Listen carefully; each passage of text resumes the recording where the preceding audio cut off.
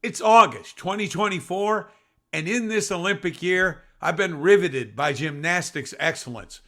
There's a story in the sport that I believe ties to the Naismith incorrigibles.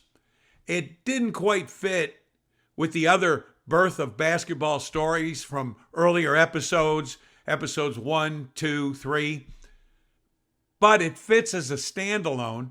It's a short episode, for me anyway, next 6 minutes. And this is my favorite type of research. You look into it, and there's no specific conclusion. It's not historians who say what happened. They aren't sure. You put the pieces together and intuitively see what happened on your own. That's what this story is. Those of you who are often on the basketball coaches road know the incorrigibles are the gym class that Naismith created basketball for. Nickname because they had run 2 teachers out before Naismith. The third string coaching choice, Naismith, rose to the occasion and made them the first team in basketball history. There you see it, December 21st, 1891. This is a basketball coach's road rendering of them playing the first game. It's 9-on-9. This book, The Man Who Invented Basketball, published in 2009. It's on Amazon. I recommend it highly. Author Rob Raines just does a terrific job writing it.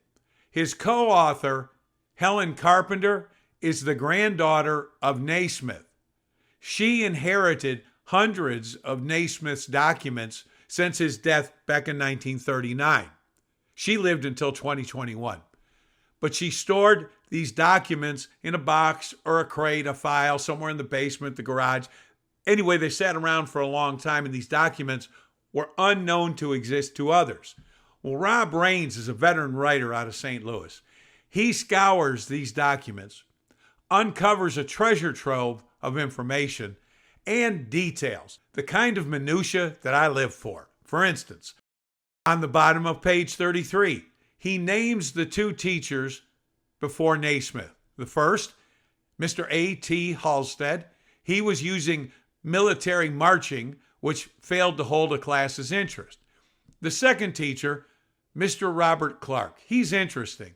He was considered the best gymnast and athlete on the faculty staff.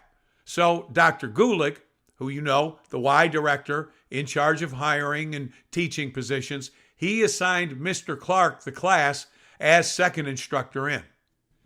Gymnastics, it's an ancient sport, 2,500 years old. A principal sport in the 1890s, its apparatus dominating gymnasiums. Here is Naismith's gym. You see the 2 young men leaning on the parallel bars. That's also what I could do at their age, lean on those bars. Very difficult event and apparatus. Those 18 men would have lasted about 18 seconds. So then Mr. Clark had to figure out what to do with the other 59 minutes and 42 seconds of class time. There would have been a pommel horse, like this event, of the now famous Stephen Nedorosik, a.k.a. Clark Kent. The strength and training of doing 1 pommel rep, a basic, what they call scissors double leg, or even a beginner's half leg on the horse, starts not as young adults. Nedorosik is about the age of Mr. Clark's class, but he has done thousands of hours of work on the pommel horse. But with our 18 incorrigibles, it's just another miserable moment to stew or get angry about not being very good at it and blaming it all on the gymnastics wizard, Mr. Clark, for making them do it. Back to the Naismith gym. Those tumbling pads on the ground, not looking too thick or spongy to me. Not in this shot, out of frame, some rings hanging from the ceiling, or maybe the gallery balcony where the baskets would be nailed. We can figure that a class member can hang there on the rings, maybe for 5 seconds, and be done, but none of the students are ready to do the iconic Iron Cross. And there would have been a balance beam. Most of us, including the class, cannot stand on it, let alone move on it. My conclusion is these 18 young men, athletes, could not do gymnastics. It was not in their muscle group of athletic experience. So I surmise that Mr. Clark said, these guys are terrible, which is why they hate it. And so he went on and tried other picnic-style games, tag, which also did not interest these men because they were between the ages of 18 and 22 years old.